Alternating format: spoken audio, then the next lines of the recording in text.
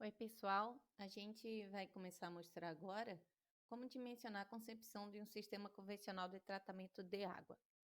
É importante lembrar que tanto as equações que aparecem aqui, como também os parâmetros de projeto, elas são de vários locais, retiradas de vários locais, especialmente do livro Métodos e Técnicas de Tratamento de Água, do Luiz de Bernardo, como também dos livros de Manual de Hidráulica, do Azevedo Neto, e também da norma, né, da ABNT-NBR 12.216, de 1992.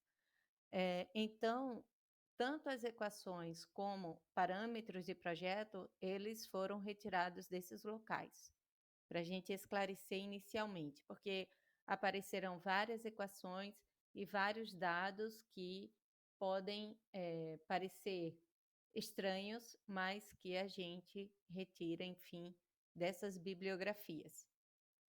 Então, é, inicialmente eu previ fazer um sistema convencional para abastecer 30% da população do município de Joinville, e o alcance de projeto é de 25 anos. Também se adotará essa ETA como funcionando 24 horas por dia, e como eu falei, todos os parâmetros foram da BNT e outras bibliografias, como as que eu falei há pouco. Bom, então vamos lá. Inicialmente, a gente adota como algumas ideias de projeto. A gente vai ter uma calha partial para fazer a mistura rápida dos nossos coagulantes, depois um floculador hidráulico, depois decantadores de alta taxa e filtros com dupla camada de filtração, com areia e com antracito. Então, vamos começar. A primeira coisa que a gente tem que fazer é dimensionar a população que vai ser atendida. Existem algumas formas de se fazer isso. Nesse projeto, eu adotei a curva logística, mas outros métodos podem ser utilizados. A gente vai ver até que a curva logística não se adequou muito bem ao que a gente tem observado como crescimento de Joinville. Outros métodos poderiam ser da projeção aritmética ou da projeção geométrica ou ainda na taxa decrescente de crescimento. Talvez a taxa decrescente fosse mais apropriada. Mas vamos lá, né? Para a gente ver como se fazer isso daqui. Inicialmente, a gente tem a população, esses dados retirados do site do IBGE para o município de Joinville, em tempos correspondentes a 10, nesse caso, há 20 anos, há 10 anos e até esse ano, que são projeções, né, do município. Esse ano nós deveríamos ter um censo, mas provavelmente não ocorrerá aí por causa da pandemia. Dessa forma, a gente tem a população total e aqui a gente teria 30% da população. Aqui seria a minha população P0, P1 e P2, que elas entram nessas equações aqui da curva logística. A única coisa que a gente tem que perceber é que o tempo aqui na população total de projeto será 2045, que seria a nossa aqui o nosso horizonte de projeto, né, de 25 anos. Fazendo-se todos esses cálculos aqui, substituindo os valores, estão todos colocados aqui é o T0, o T1 e o T2, a gente vai chegar ao seguinte resultado: uma população que seria de 214.372 habitantes. Vejam que isso, somente entre 2018 e 2019, Joinville cresceu 1,3 pontos percentuais como população. Então, a gente vê que talvez essa não fosse uma melhor forma de se calcular uma população para 2045. Mas aí a gente pode reorganizar e refazer esses cálculos, e aqui é somente uma forma de entender como se chegam a essas populações de projeto. Bom, importante, pessoal, a gente sabe que Em Joinville, na verdade, no estado de Santa Catarina, é necessário verificar em cada seção do rio se o rio é capaz de fornecer a vazão necessária. E que vazão necessária seria essa? A gente teria que verificar que no ponto de adução, vamos supor que fosse o rio Piraí, a gente teria que verificar se a vazão necessária de projeto, por enquanto a gente não achou, a gente só achou a população, se essa vazão necessária estaria em até 50% da Q98, que é a vazão de permanência em 98% naquele ponto ali do rio, porque essa é a vazão máxima de outorga que o Estado pode dar. O Estado de Santa Catarina, dentro da sua política estadual de recursos hídricos, determinou que a vazão de referência para outorga é 50% da Q98. Então, agora a gente vai calcular qual seria essa vazão, e de posse dessa vazão seria necessário calcular qual é a vazão no rio, ali naquele ponto de adução, tá? Então, vamos lá. É importante dizer que o dimensionamento da vazão a montante do reservatório de distribuição considera a vazão média do dia de maior consumo do ano, enquanto que o da rede de distribuição considera a hora de maior consumo do dia e do dia ainda de maior consumo. Então, seria a maior vazão de demanda. Aqui a gente tem os coeficientes que a gente tem que utilizar para calcular essa vazão. São eles o K1 e o K2, que é o K1 o coeficiente do dia de maior consumo, que vale 1,2, e o K2 o coeficiente da hora de maior consumo, no caso 2. Isso é o que adotei aqui, mas o Azevedo Neto, por exemplo, lembra a gente que o K1 pode variar entre 1,1 e 1,4 e o K2 de 1,5 a 2,3. E daí o projetista vai escolher entre esses intervalos aí do K. Para calcular Q1, lembrando aqui, né, que a Q1 é a vazão de captação, a gente vai calcular por meio dessa equação, que seria o Q1 vezes a população, vezes a vazão per capita, dividido por 86.400, mais uma vazão específica, vezes o consumo da ETA, para fazer a manutenção, lavagem de filtros, etc.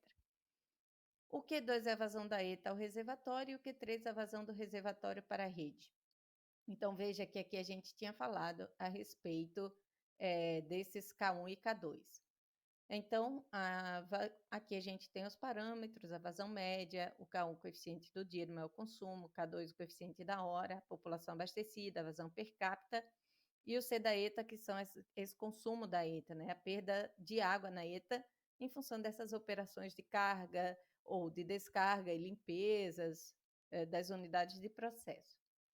Bom, aqui a vazão específica é considerada para grandes consumidores, que aqui considerei zero. Não haverá grandes consumidores naquele trecho que vai ser abastecido pela ETA.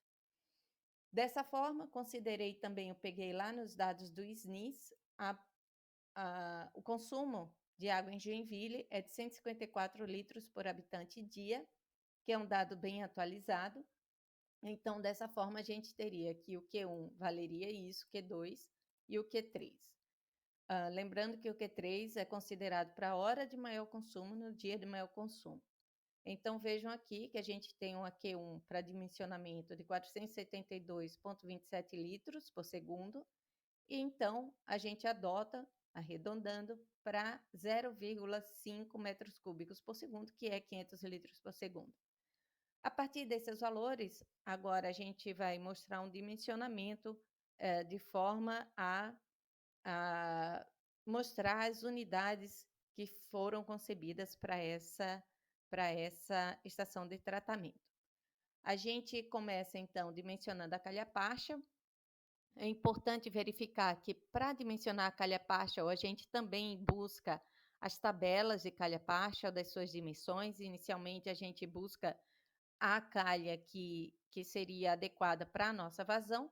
E aqui veja que a gente tem vários índices que eles vão ser utilizados nas nossas equações abaixo. Então, aqui as dimensões em função da garganta, que é o W. Aqui a gente teria, então, para essa vazão de 500 litros, hã, uma calha que tem uma garganta de 45,7 centímetros. Bom, a partir disso a gente vamos fazer o cálculo da equação de descarga dessa calha. A partir daqui a gente começa a utilizar as equações. Então, aqui a gente vai precisar do K e do N, que a gente sempre vai buscar em tabelas. Então, a gente tem aqui em milímetros, que é aquele 45,7. A gente vai ter as vazões, que essa calha pode atender, e o K e o N. Dessa forma, aqui a gente vai ter uma altura na garganta de 0,616 metros. E assim a gente vai fazendo todos os cálculos, o cálculo da largura na seção de medida, DIW, DIW são tirados nessa tabela, tudo aqui que a gente colocou, depois eu vou mandar para vocês esse arquivo, estão colocados na tabela acima. A gente calcula a velocidade na seção de medida, a gente vai ter que calcular a carga hidráulica na seção de medição, a gente tem que calcular a velocidade e a profundidade da lâmina d'água imediatamente antes do ressalto, que é no trecho convergente ali da calha Partial. Deixa eu ver se aqui eu coloquei uma figura da calha Partial. Essa seção convergente, aqui é a seção divergente, né? Antes da garganta e após a garganta. Então, vamos lá, voltando. Dessa forma, a gente vai ter que calcular o ângulo fictício, a velocidade média do escoamento no início do ressalto, depois o cálculo da altura da água no início do ressalto, e a gente continua aqui calculando mais alguns parâmetros que são importantes, como o número de Froude para a seção de ocorrência do ressalto, porque a gente tem que garantir que tem, depois a gente vai calcular ainda o número de Reynolds, a gente tem que garantir que durante a passagem da água, todos os parâmetros de norma sejam atendidos. Então, altura conjugada da água, profundidade na seção de saída do ressalto, que é o trecho divergente.